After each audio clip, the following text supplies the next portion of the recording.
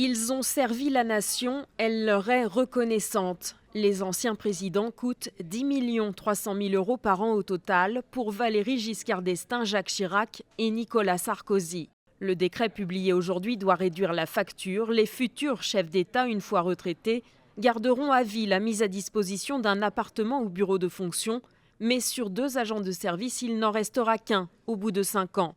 Même chose pour les collaborateurs qui passent de 7 à 3 au bout de la même période. François Hollande a également décidé de supprimer la voiture et ses 2 chauffeurs. Fini aussi les voyages gratuits en première classe, sur le rail ou dans les airs. Enfin, l'État ne couvrira plus que les frais de réception et de déplacement liés à leur ancienne fonction de président.